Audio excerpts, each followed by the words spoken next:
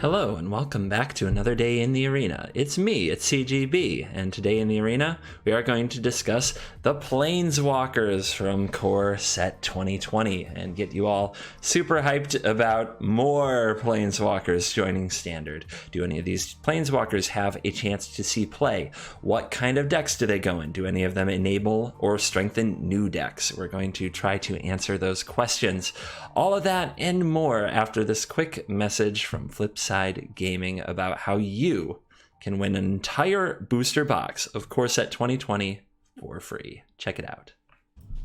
Hey guys, let's take a quick break to talk about Flipside Gaming's Core 2020 booster box giveaway. From now until July 15th, you can win an entire box of M20 for free if you follow these steps. Number 1. Find $10 or more worth of stuff at flipsidegaming.com that you like. Easy. They have singles, they have sealed product, and they have all the gaming supplies you need. So, number 2, use the promo code CGB before checkout. This saves you 10% and it supports the channel at the same time. Number 3, complete your order. That's it. Even a mono red player can figure it out. Please check out the links in the description to read the giveaway's rules and conditions, and thank you for supporting the channel. May the best mage win.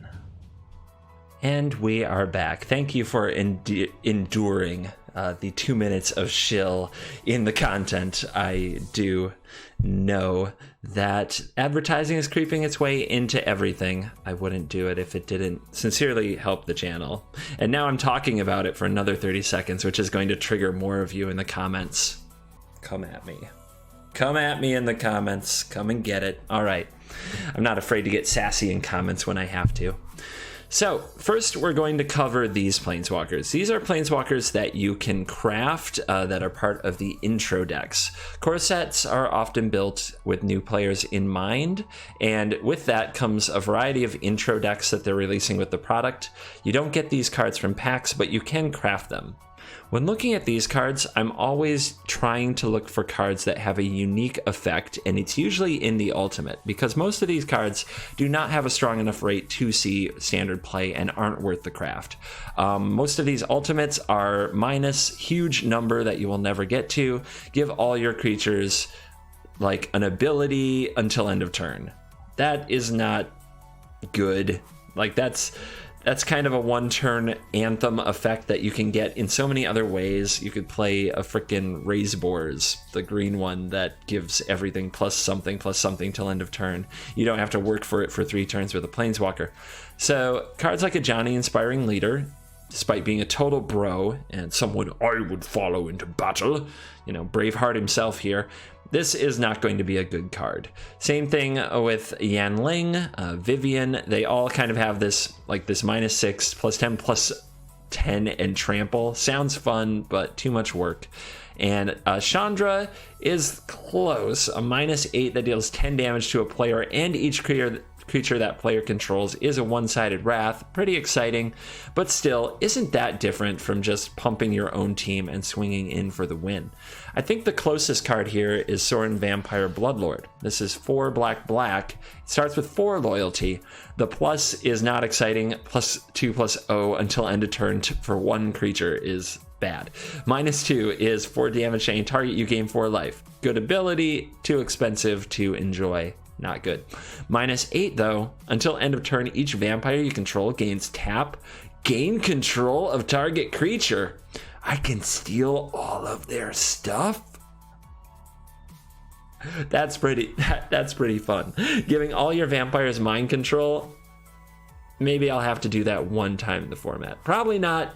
I probably still can't talk myself into a 6-mana Planeswalker like this that you have to plus for 4 turns and do almost nothing with, and then you get to -8 to do something sweet.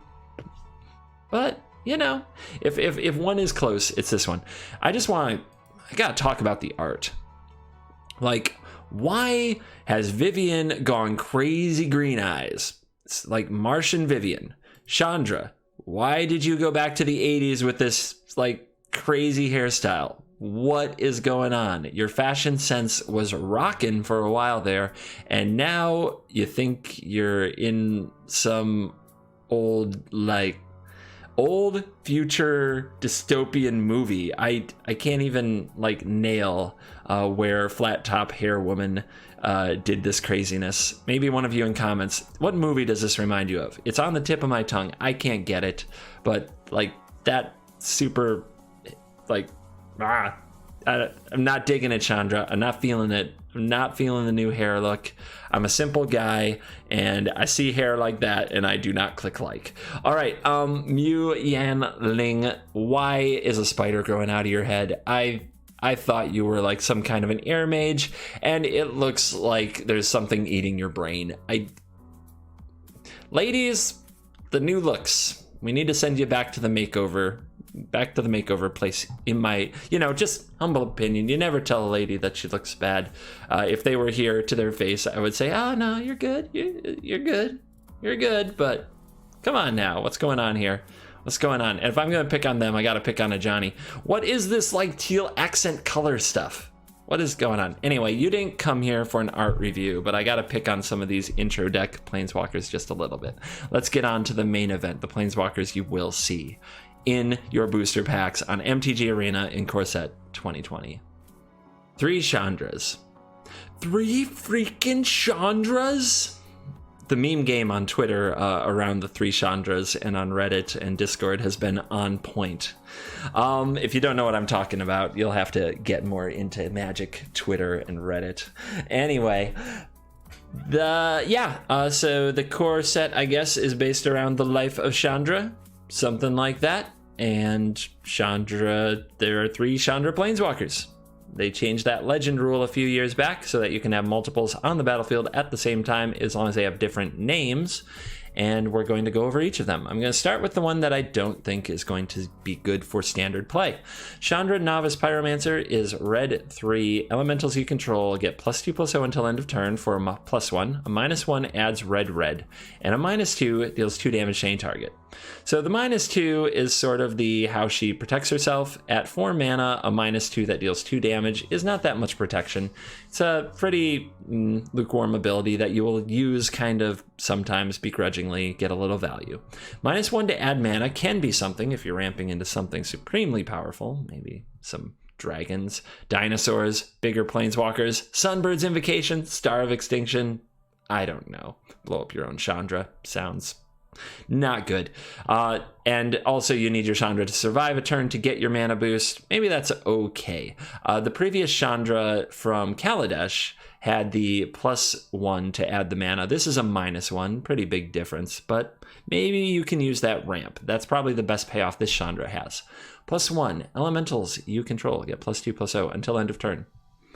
If Elemental Tribal's gonna work, I guess this is your card, but we looked in a previous video at Omnath, and we looked at the Risen Reef, I believe it was called, and both of those, I don't see, like, there is some synergy to giving a power bonus, but it's awkward, especially at sorcery speed from Chandra Novice Pyromancer. So I just don't know about this card, and I don't quite see it. The spot in the curve at 4 to get a mini Anthem until end of turn isn't great. Doesn't boost toughness. I guess if you're some super aggro elemental deck, maybe this is a thing, but it's the weakest of the Chandras, and not one I'm going to be too excited to play with. On the other hand, let's slide over here to Chandra, the Acolyte of Flame. Wait, you're covering me up. What are you doing? All right. Just got to have it big enough to read without completely smothering my face. But don't worry, guys. I get it. You would rather look at Chandra than me anyway. This one, like, compared to the art from the previous one that I was picking on, this gal's cute. This gal is Becky Lynch from WWE. I would want to talk to her. I would want her to play Magic with me. That would be fun. Anyway, she is 1 and a red for a legendary Chandra Planeswalker, 4 loyalty. So already we're at 3 mana, 4 loyalty, pretty good. Put a loyalty counter on each red planeswalker you control. That includes Chandra, so this is a +1 that is just a +1, but she also helps out other planeswalkers. She's loyal. I like that. 0, create 2 1/1 red elemental creature tokens. They gain haste. Sacrifice them at the beginning of the next end step. So they're only around for your turn. assuming you didn't somehow figure out how to use your Chandra on your opponent's turn. They're only around for 1 turn. They don't protect her, but they can be aggressive. They can attack an opponent and the opponent's Planeswalkers. This card can come down and kill Teferi Time Raveler, that minus to draw a card and bounce something. Yes, get out Teferi. -2. You may cast target instant or sorcery card with converted mana cost 3 or less from your graveyard. If that card would be put into a graveyard this turn, exile it instead. So, did you lightning strike something? Hi, I'm back again. How you doing? Did you lightning strike something? Well, you can lightning strike something again. This is where the card gets value. It lets you play your spells twice, and card advantage is always key in Standard. So having a card advantage option on the card is very good. This card will be good in red decks in situations where they are not pressured. Since red decks are often the aggressors, Chandra Acolyte of Flame, probably as a 1 or 2 of, probably out of the sideboard, will fit into a red deck and help continue to pressure opponents and get value so that they can grind them out. This is another decent card for red mages, and it's not as good as the 4-mana Chandra that we are already using, the Fire Artisan, in that job, but it is good enough in that job and sitting a spot lower in the curve so that you're just deploying resilient threats. Tibble kind of owns this spot, and Tibble is good in different situations, but there are plenty of times where we sideboard Tibble in against decks where we're not actually worried about the life gain, just have a resilient Planeswalker threat instead of creatures that die to Cry of the Canarium and Kaya's Wrath. Chandra does that job better. So Chandra makes the red aggro decks and Gruul aggro decks probably even stronger than they already were in control matchups. She's going to be annoying coming out of the sideboard and taking over things like that, and you could see her a little bit in the main deck. Her ability to make 2 elementals goes really well with Risen Reef and other elemental synergies in the set. If there is an elemental deck to be played, Chandra will be a key part of it because she's a planeswalker who sticks around and can get elemental bodies on the board and create enters the battlefield triggers for elementals turn after turn. So this is a good card. I will be crafting at least 2 of these to start with, probably a 3rd at some point. If we ever do that elemental deck, you may want the 4-pack. I do not think this is a slam dunk 4 of in your red aggressive deck. What would you replace? Goblin Chainwhirler is the boss, at least for now. Legion Warboss is the other boss that could get played in this spot. And I think Chandra's a little more resilient than the Legion Warboss in certain spots. So yeah, take your red deck, trim a Tybalt from the sideboard, trim a Legion Warboss from the sideboard, add 2 Chandras, see how she does. Moving on to this one. Chandra grows up. She's a woman. All right. She, girl, boo-doom, boom, boom, you'll be a woman soon. 4 red, legendary planeswalker, mythic Chandra. The spell can't be countered. They keep printing this on things. What is going on? Do people hate counter spells that much? Oh yeah, they do. Nobody wants to pay 6 mana and get it countered. If you have an expensive non-creature spell and you want it to resolve and be a player in the format, there are so many awesome 6 mana cards that have never mattered in the format because they can be countered for 3 mana or 2 mana. Chandra Awakened Inferno already addressed this issue. This spell can't be countered. Let's move on to the rest. 6 loyalty, lots of loyalty. +2, going up to 8 loyalty. 1,000,000 freaking loyalty. Each opponent gets an emblem. At the beginning of your upkeep, this emblem deals 1 damage to you. They can't get rid of that. Anyway, let's read the whole card. -3, Chandra Awakened Inferno deals 3 damage to each non-elemental creature. -X, Chandra Awakened Inferno deals X damage to target creature or planeswalker. If a permanent dealt damage this way would die this turn, exile it instead.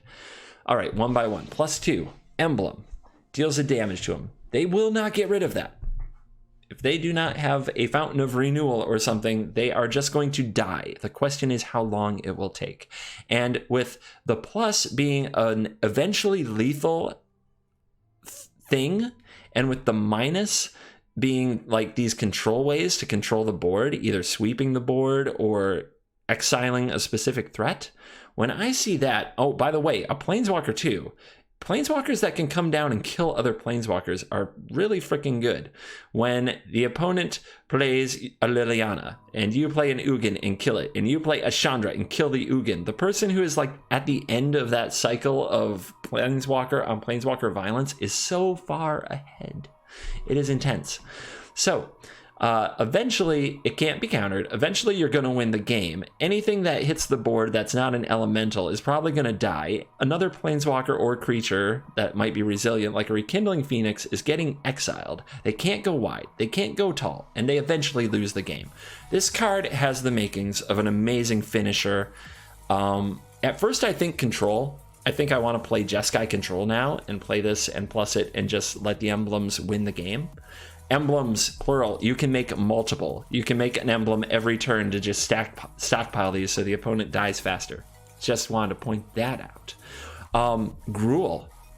Just drop this after all kind of the dust is cleared. Make some emblems, or if you're behind, you now have a catch-up mechanism, something Gruul never had before. Okay, I think it plays really well there. Where else?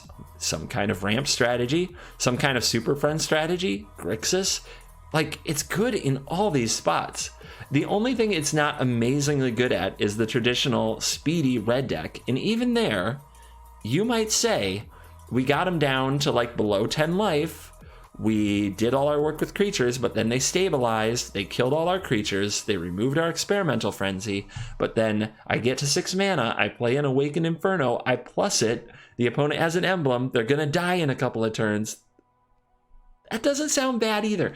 This card is a very high power level, and the only question really around it is, are we going to be in a world where you get to 6 mana and then have to win the game, or are games going to be virtually over by then? Some people would say that right now games are regularly over at that point, and therefore this card may not be as effective as we hope it will be. But Core could also slow the format down, depending on what they introduce. I would also argue that the Teferi tag team, both Teferis, make for a format that is slower. At the end of this recent format, the final contenders, so to speak, the deck that is standing tall was Esper as the most played deck. In that world, a Chandra Awakened Inferno seems like such a powerful threat against them. They have to remove it immediately, or you stockpile emblems on them and they freaking die. If they had Hero of Precinct 1 tokens, -3, they die. If they had a Teferi Hero of Dominaria they were trying to protect with a Dovin's Veto, -X, gone. Seems good. Seems really good in like kind of all types of decks and all phases of the format. This might be the best card in the set. So craft your Awakened Infernos. Feel like a freaking champ if you open this in limited, my god. And treasure your time with Chandra, the Awakened Inferno.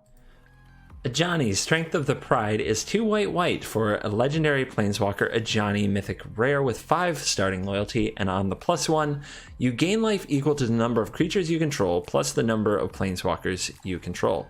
-2, create a 2/2 white cat soldier creature token named Ajani's Pridemate, which I've put over here to be all helpful. Create one of these. Whenever you gain life, put a +1/+1 counter on Ajani's Pridemate. 0. If you have at least 15 life more than your starting life total, exile Ajani's Strength of the Pride and each artifact and creature your opponents control. So, +1. Gain life equal to the number of creatures and you control plus the number of planeswalkers you control. You control an Ajani, so assuming that you put the trigger on the stack and the opponent doesn't resolve with an instant speed, like Assassin's Trophy or something, you're going to at least gain 1 life. Ajani counts itself in that total. Important to know. The -2 of creating these Pridemates. Pretty sweet. We finally just made an Ajani that brings its own Pridemate. And these do get strong in multiples, and they're good when you have a way to gain life that is virtually free. You do not want to play substandard cards to gain life, because gaining life is not nearly as powerful as dealing damage. But if you are playing ways to gain life that are like go with your synergy and are good cards on their own, then you have the potential to make Ajani's Pridemate a very good card. And the cool thing about Ajani's Strength of the Pride is that on its own, it can gain life. It makes creatures, and then it pays you for the creatures that you have. So, left to itself, this is a decent card.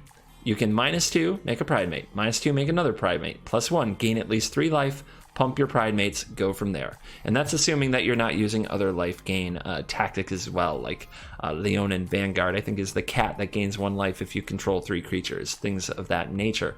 The 0 is interesting because it's not quite a win the game ultimate. You can get to 35 life, but it doesn't say win the game, and it doesn't say exile all permanents your opponent controls. It says creatures and artifacts, and I find that kind of strange. Why artifacts? I'm not really sure why creatures. Well, obviously we need to get rid of creatures. Why not planeswalkers? What if the opponent just has 4 planeswalkers? You ultimate this, you exile a couple of their dorks, but then their planeswalkers just run away with the game anyway. Anyway, that's a little point. I would have had Ajani exiling planeswalkers, but maybe he's just too much of a bro.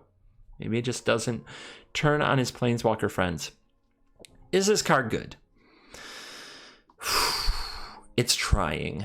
It's getting close. Somebody at Wizards knows that new players love life gain, and they keep pushing these life gain cards. This is one of the first ones that is both a life gaining card and a way to pay it off at the same time. Dawn of Hope also had that going, but it's too clunky and too slow. If Dawn of Hope made 2/2 tokens, it would be so much better. This does make 2/2s that become bigger and bigger. Is it good? Would you rather have this than Ajani, Adversary of Tyrants? I mean, maybe? It's very similar. The -2 on Ajani, Adversary of Tyrants, gets a creature out of the graveyard. The -2 here creates one regardless of what's in the graveyard. I'm not sure. To be honest, I don't know that this card is better than the other options, and usually I see cards revolving around life gain and I think they're garbage, and I always try to keep an open mind and reevaluate when things change. This is definitely both a payoff and an enabler in one card that can be strong. I don't know if it's good enough, and it is kind of neat that you can play 4 Ajani's Pridemates, and now you can run 4 Ajani Strength of the Pride to make more Pridemates. That's a good thing, I guess, if you want that level of redundancy. And Ajani's Pridemate was in Luis Scott Vargas's 2nd place Pro Tour deck. True story. All right, we'll try it. We will try Cat Life Gainy Ajani Bronance, but I don't believe. Someone is going to have to make me a believer. Let me know in comments. Is it good? Am I undervaluing this? Is this the Nutter Butters? Please tell me. Yanling, the Sky Dancer, 1 blue. Legendary Planeswalker, mythic, comes in with just two little loyalty. She adorable, she's so small. All right, +2, until your next turn, up to 1 target creature gets -2/-0 and loses flying. -3, create a 4/4 elemental bird token with flying. -8, you have an emblem. With islands you control, have tap to draw a card. All right. I'm sure that some of you on the surface are not going to find this card very impressive. I think I'm going to try to make the case that this card is better than it looks, but it also might be bad. But I'm going to try to defend it first, because I think most people look at these abilities and are not impressed. First of all, 2 starting loyalty. That's really low.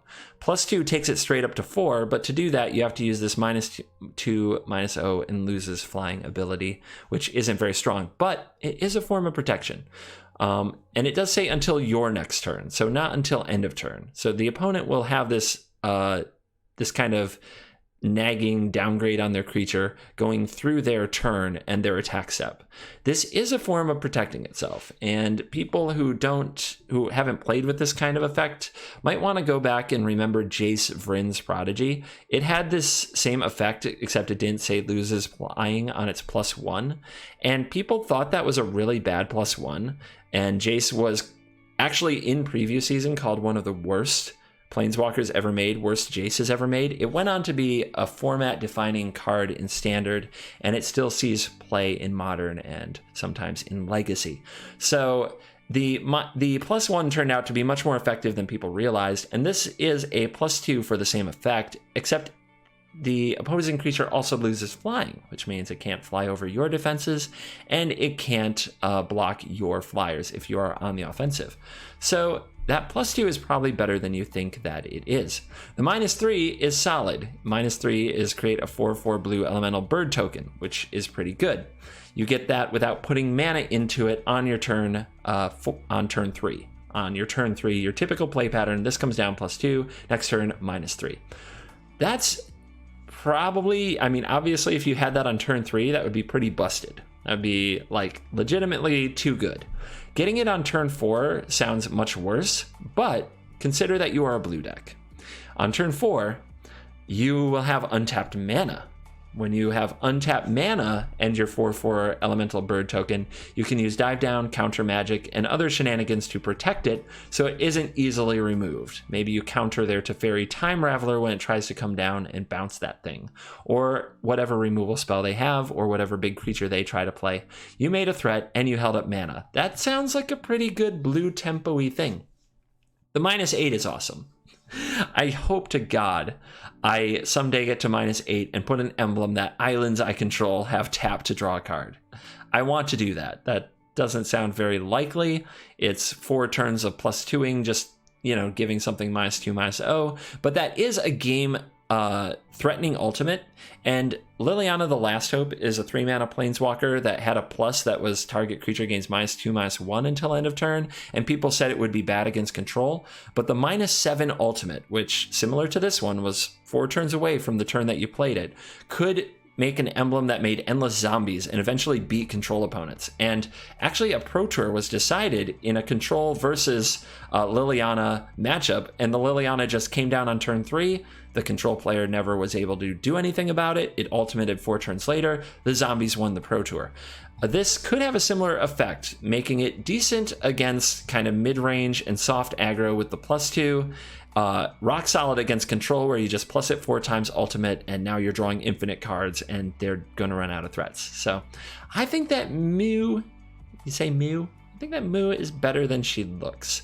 I'm not absolutely sure she's a 4 of. I think you would start out crafting 2 of her, play her in a Flyers deck, which is very supported in the set, play her in mono blue tempo if you still want to play that deck. And those are probably the places where she lives, where her home is. And maybe there's an archetype I'm missing there. She is pretty narrow. She only fits into a few certain decks. You want to have a lot of islands if you're trying to use the ultimate. You want to have flyers to take advantage of the +2 probably. You want to be somewhat aggressive. You can't defend her that well if you aren't putting something on the board. So she's narrow, but I think I just have hope. I have hope that it's going to pay off, that she's going to do more than, that she's more than she seems. A diamond in the rough. Our next planeswalker is Sorin, Imperious Blood Lord. Sorin, Imperious Blood Lord. 2 and a black for a legendary planeswalker Sorin with 4 starting loyalty. Pretty high and pretty easy casting cost. Then we have +1. Target creature you control gains Death Touch and Lifelink until end of turn. If it's a vampire, put a +1/+1 counter on it.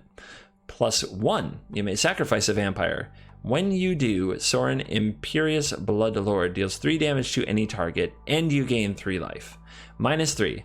You may put a vampire creature card from your hand onto the battlefield.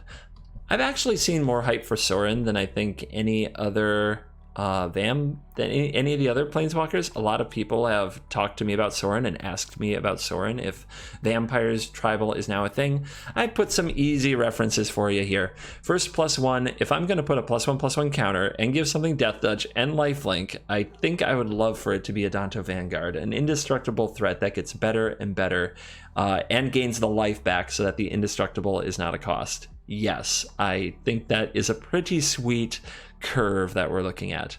How about the +1 to sacrifice a vampire, and when you do, you can lightning helix something, deal 3 damage, gain 3 life. Any target, it says, by the way. It can go face, it can hit planeswalkers. Cool, nice versatility.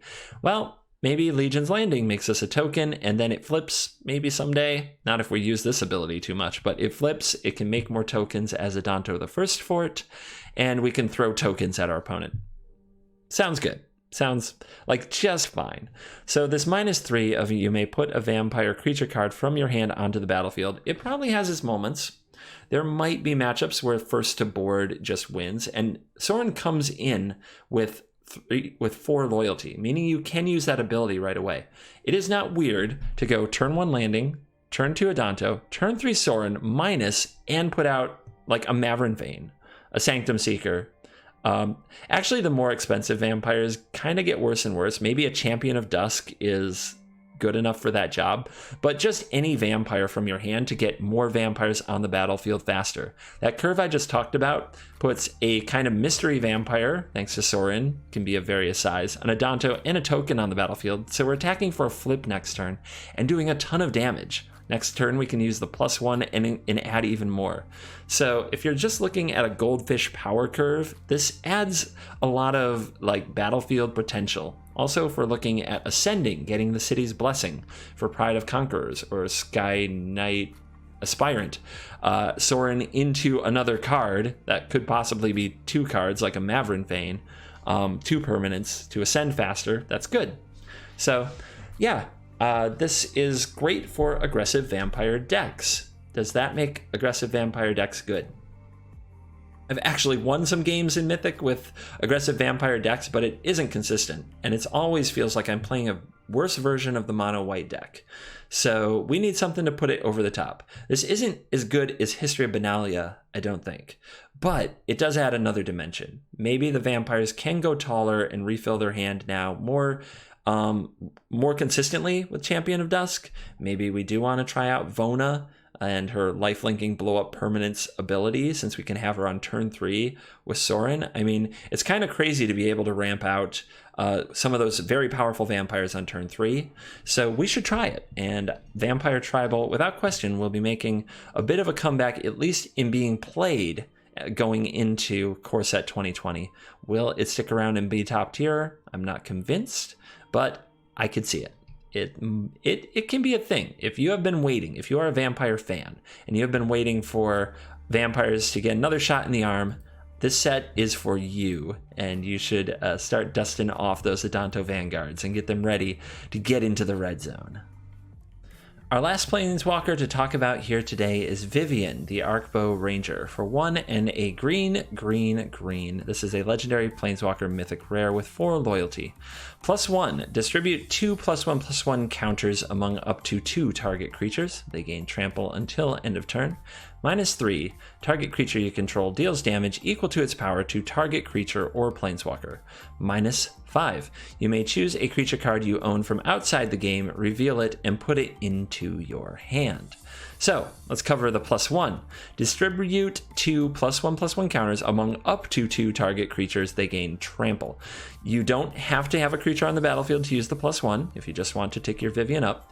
If you do have 1 creature on the battlefield, you can put 2 counters on that creature. If you have 2 creatures on the battlefield, you can put a counter on each. Any creatures that receive a counter will get the trample. So just wanted to get that part out of the way. And this is actually, while not the greatest +1, it's not the typical like Planeswalker +1 for card advantage. It's a very green ability. It's trample matters, size matters. Green loves these things. Putting +1/+1 counters on your things is not bad, but the trample ability in particular is exciting. Green is often home of the beefy boys who get blocked by the tiny 1/1s.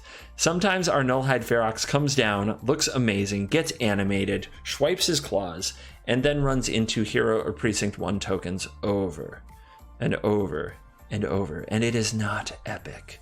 And now, trample. Now you have trample. Go forth and smash over those tokens.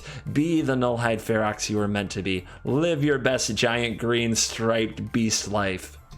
Yeah, something like that. So I think that +1 definitely has plenty of applications in green decks. -3. Target creature you control deals damage equal to its power to target creature or Planeswalker. This is not a fight. A fight is they deal their power and toughness, their power damage to each other. That is a fight. Both creatures hit each other. This is not a fight. this is a rabid bite. This is your, I guess we could call it biting. Your creature deals its damage to something else. So Nullhide Ferox deals 6 damage to the opponent's, I don't know, Lyra Dawnbringer. Lyra Dawnbringer doesn't deal damage to the Nullhide Ferox. Also, the fact that it can hit a Planeswalker. That's pretty big game. And if you are a creature deck and you already have like creatures on the field, say a Steel Leaf Champion and a Thorn Lieutenant, let's just assume cards like that are on the battlefield, and then you play Arcbow Ranger, the -3 can be used the turn it enters the battlefield to kill a Planeswalker and still attack, schmork, beat down the opponent. That is a really sweet play pattern that keeps green on the aggressive while also diversifying their threats. And not to be outdone and have 0 sources of card advantage, there is the -5. You may choose a creature card you own from outside the game, reveal it, and put it into your hand. This means that green decks get to use a sideboard in best of one or in game ones, which is very not green thing to do. So if we're playing best of one Magic and we build a sideboard and we put some Palaka Worms in there, and we're playing against red and we really need some life gain, but we have a Vivien on 5 and 7 mana, we can ultimate our Vivien, go get a Palaka Worm, play it, gain that life, have a 7/7. Whereas having Palaka Worm in our main deck, we don't always have 7 mana, we don't always need it, we don't always want it, things like that. So I think Vivien Arcbow Ranger opens up some sweet toolbox sideboard options. I think a card like Gulta that you're always, like, you want to have it every game, but you don't want to draw too many of them because it's legendary, but it's good when you already have power on the battlefield. You could put your 4th copy of Gulta in the sideboard and have 2 or 3 Viviens in your deck so that after you plus it once, you could then go get your Gulta and play your 12/12. Sounds pretty good to me. Sounds pretty fun. So I like this Vivien. If I'm comparing it to other Planeswalkers in the green and the Gruul colors, I like it better than, I think, Domri Chaosbringer, which requires you to have a tremendous density of creatures for the -3 to be effective and to have another creature in your hand for the +1 to be effective. Too many times that comes up where neither of those abilities are very effective because of the deck building cost and the requirement to have more cards in your hand. So I don't like it as much, though, as the smaller Domri, Agent Ebolas. I think that card is a bit better. As far as green, the other Viviens in the format, the 3-mana Vivien and the 5-mana Vivien, have such different abilities from this one. 5-mana Vivien is more of a control and grindy card, able to draw more creatures and lands and kill enchantments, artifacts, and flyers. While 3-mana Vivien is very much kind of this tempo card, giving your creatures flash and gaining a tiny bit of mystery card advantage with kind of a similar deck building cost to Domri. This just, if there is a creature on the board or outside the game, as long as there's a creature somewhere, this card is good. And I think that kind of slots it into the middle where the ceiling is lower, but the floor is higher. Just a consistently strong card. We'll certainly try it out. I wouldn't craft more than 2 to start. I don't think that this is going to be a 4 of anywhere, but I could see it being 3 copies in some green aggressive decks. And I think that's where I'm going to have to leave it on Vivien Arcbow Ranger. Good, not great. And that, my friends, covers the Planeswalkers we're going to talk about today from Core Set 2020. To quickly sum it up, I am optimistic that Ajani can do more for the life gain style deck than most other cards in that archetype, but I'm still not sure if it's good enough. Vivien is definitely the right kind of green Planeswalker in the format that we have right now. Her power is going to depend on whether or not Gruul or Mono Green can really keep competing in a world with so many darn Teferis. She doesn't quite solve that problem, but she's doing her best, and I think that she is a solid role player for green creature archetypes. Chandra the Awakened Inferno might be among the best cards in the set. It's hard to picture a deck with any kind of red mana in it that can't use this card at some stage in the game, and using a copy or 2 either from the sideboard or main deck will probably be like a regular practice in red decks throughout the existence of this card in Standard. Yanling is hopefully better than she looks. I think that her upside is pretty decent, but I think that she's limited to a few very specific archetypes that might not be good in Standard. Some kind of a flyer strategy, mono blue tempo strategy, something like that. And because of that, I think that she might be a more solid card than you think she is, and still not get much play. Chandra, the Acolyte of Flame, is an excellent Planeswalker to diversify threats and pressure different decks in different ways for aggressive red strategies. It can replace some amount of Legion Warboss and some amount of Tibalt Rakish Instigator in the sideboards of aggressive mono red, and that's probably where the card really belongs. Perhaps Jeskai Planeswalkers will enjoy her ability to put a loyalty counter on each Planeswalker you control, but her natural home is definitely in her home color, just burninating all the things and getting a little value off that -2, because what does red need? One more way to lightning strike face. Sorin, the Imperious Bloodlord, is going to try to take the Vampire Tribe to where it hasn't been in a long time, competitive in Standard. The -3 ability might be the sleeper hit on this card, as its ability to play a much larger vampire of some type with a cool enters the battlefield, or just get you way ahead on board way too fast, could be a massive payoff for the deck, and both +1s are definitely decent and serve to be a good, like they do exactly what you want your vampire deck to do. They're just good, solid +1 abilities. Thank you for watching this video, and as always, I will see you in the next video, which, in case you want a quick preview of, we'll be talking about popular sideboard cards coming from War of the Spark. Goodbye.